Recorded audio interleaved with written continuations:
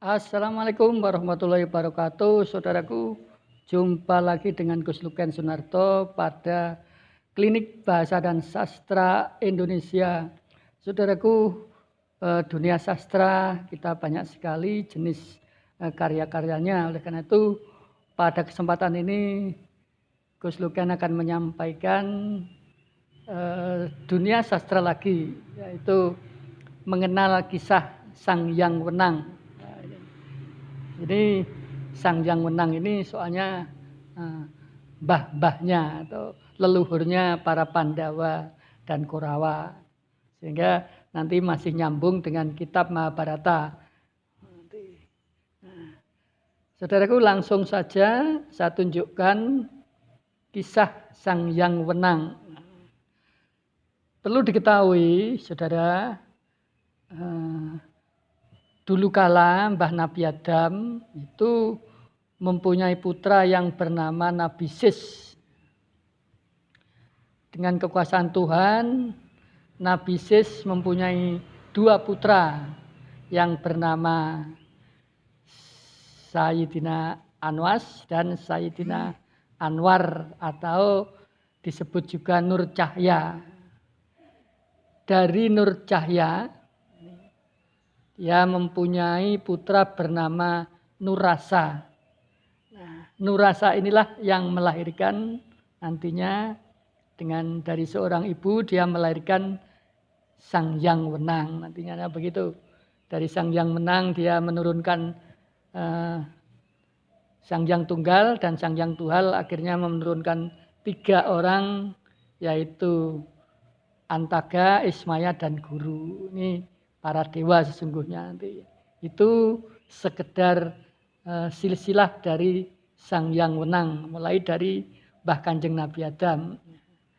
Jadi sekali lagi Mbah Kanjeng Nabi Adam mempunyai keturunan Nabi Sis, kemudian cucunya Mbah Nabi Adam bernama Sayyid Anwar atau Nur Cahya, kemudian buyutnya bernama Nurrasa, lalu menurunkan Sang Hyang Wenang. Inilah. Oke, saudaraku, kita langsung saja kita analisis kejadian-kejadiannya. Analisis ini berdasarkan kitab Bendung Layung Kuning, di kitab zaman kuna di sana. Nah, di sana adalah merupakan tokoh yang paling tua dalam cerita pewayangan, yaitu Sang Hyang Wenang. Terwujudan dari sifat Tuhan. Jadi kalau di dunia asli seperti ini kita menyebut Tuhan, kalau di dunia pewayangan ini diwujudkan dengan tokoh yang namanya Sang Hyang Wenang. Jadi yang mencipta dan sebagainya dari para tokoh-tokoh yang ada di pewayangan itu. Nah, putra Sang Hyang Nurrasa atau dengan permaisuri Dewi Sarwati atau Rawati, ini orang tua dari Sang Hyang Wenang. Dewi Rawati itu sesungguhnya putri Prabu Rawangin atau Raja Jin di Pulau Dharma. Dulu manusia masih jarang sekali, tapi yang paling banyak adalah para jin, sehingga di situ namanya Nurrasa ini dinikahkan dengan putri Rawati, keturunan dari jin, ya sesungguhnya begitu. Kemudian lahirlah berwujud sotan atau suara yang samar-samar juga bersama adik kembarnya yang bernama Sang Hyang Hening. Nah, Sang Hyang Wenang lahir bersama adik kembarnya yang bernama Sang Hyang Wening. Jadi dalam pewayangan ada Sang Hyang Wenang dan Sang Hyang Wening. Ini saudara kembarnya, putra dari Nurrasa.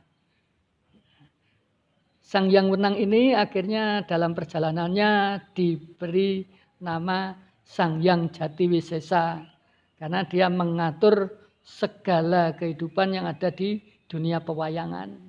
Jatiwisesa. Jadi ketika para tokoh-tokoh itu berbuat jahat, ketika para dewa-dewa berbuat jahat, maka Sang Hyang Wenang turun ke dunia untuk meluruskan dan memberikan semacam apa itu hukuman bagi dewa-dewa yang melanggar dalam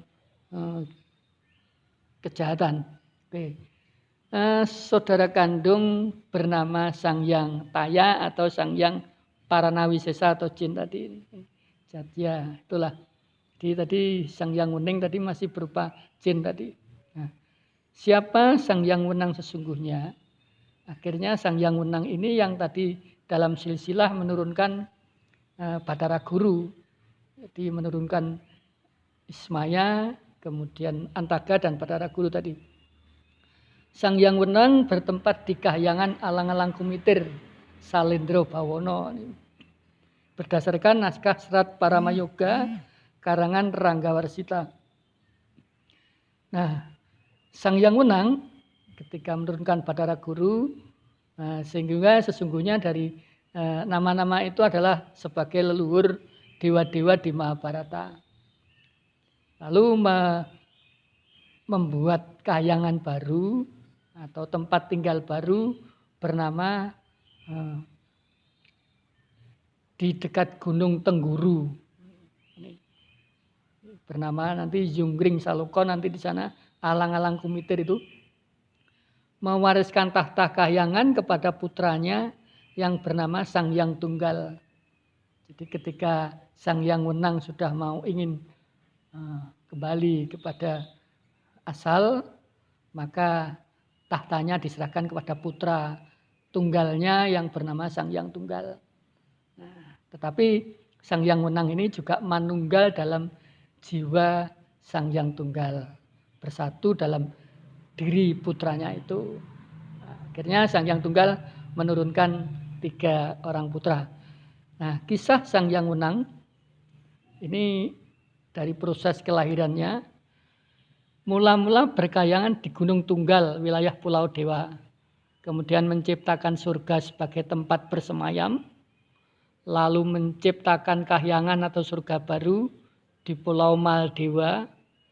Kemudian dengan Dewi Sati di Keling memperoleh 5 putra, semuanya berwujud akyan atau makhluk halus atau jin. Nah, 5 tadi putranya tadi adalah Sang Hyang Tunggal, Dewi Suyati, Bathara Nioya, Bathara Herumaya dan Bathara Senggana. Ini yang keempat-empatnya masih dalam bentuk akyan atau badan halus semua, sedangkan Sang Hyang Tunggal sudah sempurna menjadi manusia bentuknya. Sang Hyang Wenang kemudian tinggal di Kahyangan Ondarantir Bawana